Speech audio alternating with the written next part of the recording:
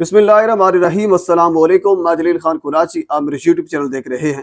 गुज़रे वाला पाकिस्तान के सियासी मंजरनामे में आज पूरा दिन क्या कुछ होता रहा और मुमकिन तौर पर कल क्या हो सकता है, इसके ऊपर डिस्कस करेंगे। सबसे पहले मैं डिस्कस करूंगा सदर आरिफ अलवी के ऊपर, जो आज रात 12 बजे तक अपनी मुद्दत जो है वो उनकी पूरी हो जाएगी, खत्म हो जाएगी। अब मुमकिन तौर पर क्या हो सकता है? असल में अभी अगर अगर अभी की बात की जाए तो इस वक्त इस्लामाबाद में उनके इस्तीफे की अफवाहें चल रही हैं, लेकिन ये अफवाहें हैं। अब खबर असल में क्या है वो आपके सामने रखता हूं। असल में आइन का आर्टिकल 44 इस चीज की इजाजत देता है सदर को कि वो जब तक अगला सदर नहीं आ जाता तब तक वो कंटिन्यू कर सकते हैं, लेकिन उनके इस्तीफे की अफवाहें हैं। लेकिन जराये से ये मालूम हुआ कि सदर साहब इस्तीफा नहीं देने वाले। उससे पीछे बहुत सी वजूहात हो सकती हैं। एक तो सदर साहब ने अपना स्केड्यूल जो एक हफ्ते का था वो जारी कर दिया है। अगर उनका इस्तीफा देने का मूड होता, घर जाने का मूड होता, तो वो अगले हफ्ते का स्केड्यूल शेड्यूल जारी न करते, जो कि उन्होंने जारी कर दिया है। लेकिन आज 12 बजे के बाद जो है वो उनकी आईनी मुद्दत पूरी हो जाएगी। अब 12 बजे से पहले तक का उनके पास टाइम है कि वो इलेक्शन की तारीख दे दे, जो उनकी आईनी मुद्दत पूरी होने से पहले। हालांकि उनको अपने वकला ने, जो कानूनी टीम है, इस सारी टीम ने मशवरा दिया है कि आप इलेक्शन की तारीख दे सकते हैं। अगर उसके बावजूद वो इलेक्शन की तारीख नहीं देते तो मेरे ख्याल में ये पाकिस्तान तहरीक इंसाफ के साथ ज्यादती होगी, क्योंकि वो पाकिस्तान तहरीक इंसाफ के वोटर्स की वजह से, उनके वोट की वजह से इस मनसब पर बैठे थे। तो आज तहरीक इंसाफ इलेक्शन चाहती है, तो लिहाजा सदर के पास ये इख्तियार भी है, तो उनको इलेक्शन की तारीख देनी चाहिए। अगर इलेक्शन की तारीख नहीं देते तो फिर उनके साथ ये नाइंसाफी होगी। और दूसरी जानब आज सुप्रीम कोर्ट ने ऑडियो लीक्स के ऊपर एक तहरीरी फैसला जो है वो जारी किया है।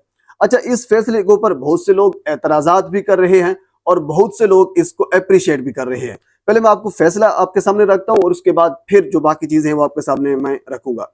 आज चीफ जस्टिस साहब ने ये कहा है, इन्हें उस तहरीरी फैसले में ये लिखा है, उसने कहा है कि अदलिया पर पीडीएम पूरी की पूरी हमला आवर रही है और इसके अलावा जजेस को प्रेशराइज किया जाता रहा, उनके ऊपर दबाव डाला जाता रहा। यानी अब कुछ लोग ये कह रहे हैं कि चीफ जस्टिस साहब ने खोल के रख दिया, इस फैसले को उड़ा के रख दिया। जो बेंच की तश्कील के हवाले से जो एतराजात थे उसको आज मुकम्मल तौर पर, बाकायदा तौर पर चीफ जस्टिस साहब ने मुस्तरद कर दिया। और साथ ये कहा है कि ये सिर्फ बेंच पर एतराजात नहीं है बल्कि आजाद अदलिया के ऊपर एतराजात हैं। यानी दबाव डाला जाता रहा, उसके बाद मुजाहरे होते रहे। आज चीफ जस्टिस साहब ने ये लिखा है कि जब हमने 14 मई का इलेक्शन का फैसला दिया था तो उसके बाद फिर अदलिया के सामने मुजाहरे हुए, लेकिन इस चीज को कुछ लोग अप्रिशिएट कर रहे हैं। मैं आज इस चीज को अप्रिशिएट नहीं करता। मैं ये समझता हूं कि हुजूर वाला आपको किस वजह से बिठाया था। अगर जजेस के ऊपर प्रेशर है और वो जजेस प्रेशर बर्दाश्त नहीं कर सकते, अगर अदलिया, आजाद अदलिया जिसको आप कह रहे हैं, वो अपना फैसला नहीं सुना सकती, कुछ लोग इकट्ठे होकर वो एक झुरमट की शक्ल में हो सकते हैं, वो एक जत्थे की शक्ल में हो सकते हैं, अदलिया पर हमला आवर होते हैं, अपना फैसला मनवाने की कोशिश करते हैं, तो उसके बाद आप 15 महीने तक उनकी हुकूमत चलती है, 16 महीने वो इंजॉय करते हैं, पैसे उड़ाते हैं, कुछ भी करते हैं, उसके बाद फिर उनकी हुकूमत चली जाती है और 15-16 महीने के बाद आप मौसूफ कह लीजिए कि वो सामने आते हैं, फैसला देते हैं कि उन्होंने हमारे ऊपर प्रेशर डाला था। जब उन्होंने आपके ऊपर प्रेशर डाला था तो आप क्या कर रहे थे? मैं ये समझता हूं कि आपका मनसब आज, मेरे ख्याल में आप शर्मिंदा आपको होना चाहिए था ये फैसला देते हुए चीफ जस्टिस साहब को। तो हुजूर वाला आपके पास तो इख्तियार था, आपके पास ताकत थी, आप किसी एक को तौहीन अदालत का नोटिस जारी करते, मैं देखता, बाकी कैसे आपके फैसले को ना मानते। ये कोई बात नहीं है। मैं बजाते खुद आज चीफ जस्टिस साहब के इस फैसले से यकीन माने खुद शर्मिंदा हूं। मैं ये समझता हूं कि जिस तरह आपने लिखा कि आजाद अदलिया, ये अदलिया आजाद नहीं है। अगर आजाद अदलिया होती तो ऐसा ना होता। जिस चीज को आज आप तस्लीम कर रहे हैं कि हमें प्रेशर हमारे ऊपर डाला गया, हमारे साथ ये होता रहा, हमारे साथ ये होता रहा, तो हुजूर वाला आप क्या करते रहे? आप अपनी आप बीती भी तो बताए ना कि हमने ये किया, ये तो आपके साथ हुआ, ठीक हो गया जो कुछ भी। तो फिर आपने अपनी ताकत का इस्तेमाल किया जो आपको आइन ने दी है, जो पाकिस्तान का आइन है, जो आपको ताकत देता है, जिसका आप इख्तियार आपके पास है, जिसको आप इस्तेमाल कर सकते हैं। तो क्या आपने उस ताकत का इस्तेमाल किया? बिल्कुल नहीं किया। तो इसी वजह से मैं ये समझता हूं कि इस सारे के सारे गुनाह के, जिन्होंने गुनाह किया वो तो जाहिर सी बात है गुनाहगार हैं, لیکن آپ بھی اس گناہ کے اندر شریک ہیں، کیونکہ آپ کے پاس اختیار تھا، آپ کے پاس طاقت تھی، سب کچھ آپ کے پاس تھا، اور اس کے باوجود آپ نے استعمال نہیں کیا، تو لہذا سب سے بڑے گناہگار میری نظر میں آپ ہیں۔ تو میرے خیال میں بہرحال اس کے اوپر مزید جتنی ڈیبیٹ کرتے جائیں گے یہ وقت ضائع کرنے کے مترادف ہے، اس کا کوئی فائدہ نہیں ہوگا جو ہو گیا سو ہو گیا۔ یہ تو پھر وہی ہوئی جس طرح چیف جسٹس صاحب اب بات کر رہے ہیں، تو اسی طرح ہم بھی اس کے اوپر بات ہی کرتے رہیں گے، کیونکہ اب فیصلہ تو ہو گیا، اب سب کچھ ہو گیا، اب اس پر مزید میرے خیال میں ٹائم ضائع کرنے کے مترادف ہے۔ بہرحال اس کے علاوہ آج پرویز الہی کی ATC عدالت میں ان کو پیش کیا گیا اور ان کا 14 روزہ جو جوڈیشل ریمانڈ ہے وہ لے لیا گیا ہے۔ حالانکہ اس سے پولیس نے ان کا جسمانی ریمانڈ جو ہے وہ مانگا ہے۔ مجھے اس چیز کی سمجھ نہیں آ رہی پولیس ان کا جسمانی ریمانڈ کیوں مانگ رہی ہے، اور ان سے کیا کچھ ہے ایسا جو ان سے برآمد کرنا ہے، سمجھ مجھے اس چیز کی نہیں آتی۔ ایک ایسا بندہ، کل کی ویڈیو میں آپ کے سامنے یہ چیز رکھ چکا ہوں، جو بندہ جس کا نام معلوم کی جگہ پہ ان کا نام رکھا گیا، وہ بندہ اس دن اسلام آباد پنڈی میں موجود ہی نہیں تھا، وہ لاہور میں موجود تھا۔ ایک زبردستی ایک ایسے مقدمے میں اس کا نام ڈالا گیا، پولیس نے ان کا جسمانی ریمانڈ لیا، ایک مرتبہ لیا، اب دوسری مرتبہ ان کا جسمانی ریمانڈ جو ہے وہ مانگ رہی ہے۔ مجھے اس چیز کی سمجھ نہیں آ رہی۔ بہرحال آج عدالت نے ان کا جوڈیشل ریمانڈ جو ہے وہ 14 روزہ دیا ہے، یعنی اب یوں کہہ سکتے ہیں آپ کہ اب پرویز الہی صاحب جو ہیں وہ عدالت کی تحویل میں ہیں، عدالت کی حراست میں ہیں۔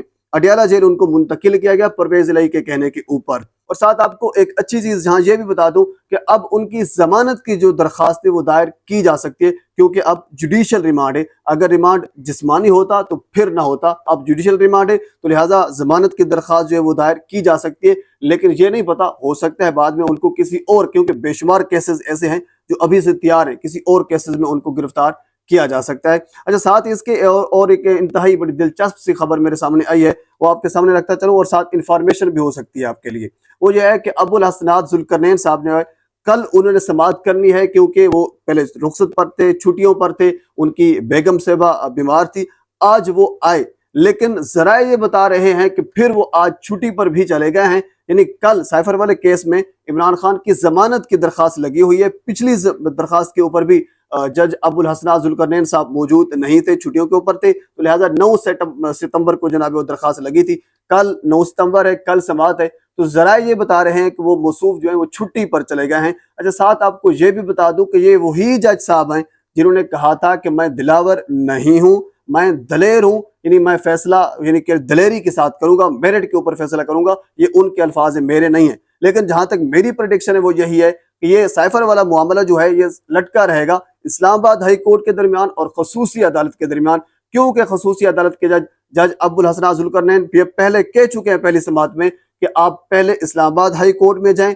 جو آپ نے کچھ چیزوں کو چیلنج کر رکھا ہے اس کو ادھر سے آپ ہٹوائیں، اور اس کے بعد پھر میرے پاس آئیں ضمانت کے لیے۔ تو میرے خیال میں یہ اس کو لٹکا کے رکھیں گے اسلام آباد ہائی کورٹ اور خصوصی عدالت کے درمیان، تاکہ خان صاحب جو ہے وہ جتنے دن جیل میں رہ سکیں اتنا ان کو فائدہ ہوگا۔ لیکن یہ ان کی بھول ہے، جتنے دن خان صاحب جیل میں رہ رہے ہیں ان کے اعصاب اتنے مضبوط ہو رہے ہیں۔ حالانکہ بڑے بڑے سینئر جرنلسٹ یہ کہہ چکے ہیں کہ خان صاحب کو بے شمار آفر دی جا چکی ہیں۔ ایون کہ حامد میر صاحب نے پچھلے دنوں آپ کو یاد ہوگا ٹویٹ کیا ہوا تھا، انہوں نے لکھا تھا کہ خان صاحب سب کچھ کر لے گا، وہ ڈیل کر کے ملک سے باہر نہیں جائے گا۔ اگر ڈیل کر کے ملک سے باہر نہیں جائے گا تو یاد رکھیے جو ان کے ووٹرز، جو یوتھ ان کے ساتھ کھڑی ہے، یہ کبھی ان کو نہیں چھوڑے گی۔ ایون کہ کل مولانا فضل الرحمان نے لاہور میں یہ کہا کہ میں تو عدم اعتماد کے حق میں ہی نہیں تھا۔ تو حضور والا، اگر آپ حق میں نہیں تھے تو پھر آپ سربراہ کس چیز کی تھے پی ڈی ایم کے؟ آپ تو پی ڈی ایم کو لیڈ کر رہے تھے، آپ تو حق میں تھے۔ اب کہہ رہے ہیں کہ میں حق میں نہیں تھا، تو پھر حق میں کون تھا؟ ابھی یعنی بہت سی چیزیں ابھی کھلنا باقی ہیں۔ پاکستان کے سیاسی منظر نامے میں اب تک یہ اپڈیٹ ہے، مزید جو کچھ میرے تک پہنچے گا میں بر وقت آپ تک پہنچانے کی کوشش کروں گا۔ ایک مرتبہ پھر آپ سے گزارش ہے میرے چینل کو سبسکرائب کر دیں تاکہ آنے والی ہر انفارمیٹیو ویڈیو آپ تک پہنچ سکے۔ اللہ حافظ۔